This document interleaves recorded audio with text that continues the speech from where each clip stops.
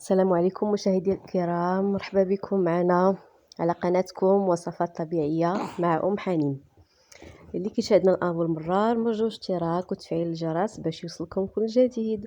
وبالنسبة للمتتبعين الأوفياء كنشكركم على الدعم ديالكم، كنشكركم بزاف بزاف بزاف، لأن بكم باش حنا كنتقدموا، بكم باش حنا كنستمروا وكنقدروا نعطيو.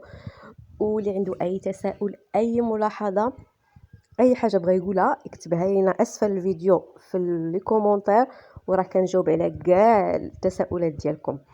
اذا اليوم ان شاء الله هذا الفيديو هذا ما غنديروه لا على وصفه طبيعيه لا للبشره ولا للشعر. هذا الفيديو هذا دايرينه على منطقه تنسيمت، شادين الطريق من مدينه تارودانت الى تنسيمت، قريه تنسيمت.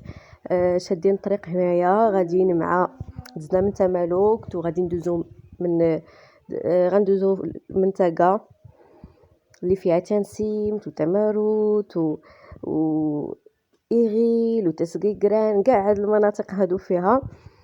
وكانت ما تمشيوش بعيد، كنتمنى انكم تكملوا الفيديو حتى الاخر باش تشوفوا المناظر التي تزخر بها بلادنا، وكنتمنى انكم تجيو تزورونا هنايا لان فعلا تستحق الزياره. كما كتشوفوا هي الطريق تبارك الله راه فيها مناظر زوينه وزوينه بزاف. كيفاش كطيح الشتا كيكون هنا خضر زوين. دابا هاد العام هذا ما طاحت الشتا للاسف، داكشي علاش ما كاينش الربيع، ولكن راه تبارك الله ديجا هاد المناظر هادو راه زوينين.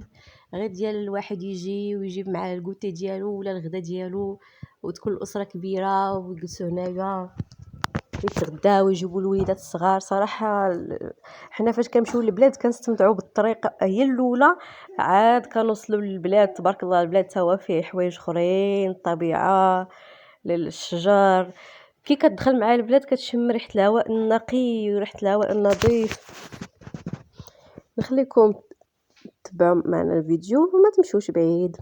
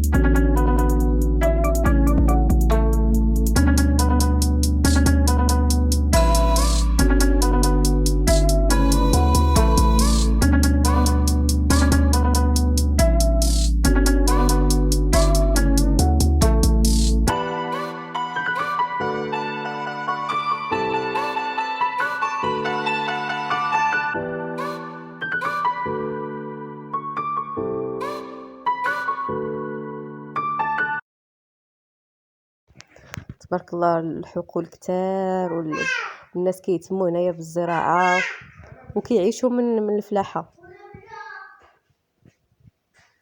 هنايا كاين عندنا الزيتون، كاين الشجر القرقاع، الشجر ديال اللوز، الشجر ديال الخروب. كاين هنا انواع كثيره ديال الشجر. الناس مهتمين هنايا بالفلاحه وكيزرعوا بزاف. كذلك الخضره بانواعها كيزرعوها. يعني الا جيتوا لهنا غتاكلوا اي حاجه اللي هي بيو، اي حاجه كتاكلوها هنا فهي بيو طبيعيه. هانتوما تبارك الله راه المناظر زوينه، والريحه رائعه. الريحه ديال الهواء نقي نقي وصافي، وكاينه الريحه ديال الشجر. هنايا ما فيهش تلوث نهائيا. فاش كنجيو للبلاد ما كنسخاوش اننا نرجعوا نهائيا.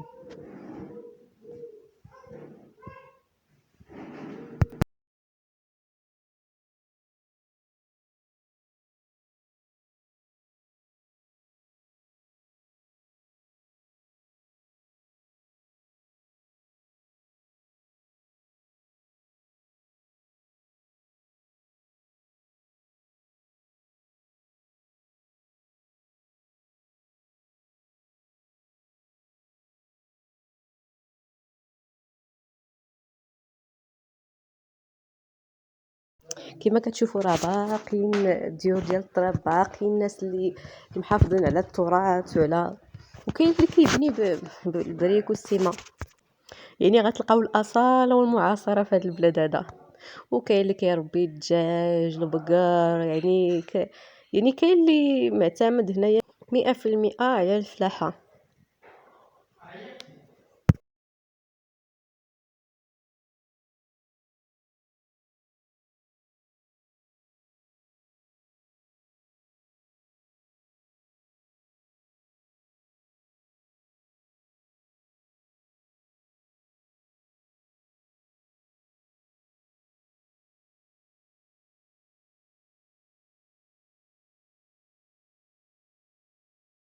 اذا بهكا كنكونوا وصلنا لنهايه الفيديو ديالنا. شكرا على المشاهده، وما تنساوش تخليو ليا كومونتير وديروا لايك الى عجبكم الفيديو. الى اللقاء، الى الفيديو المقبل ان شاء الله.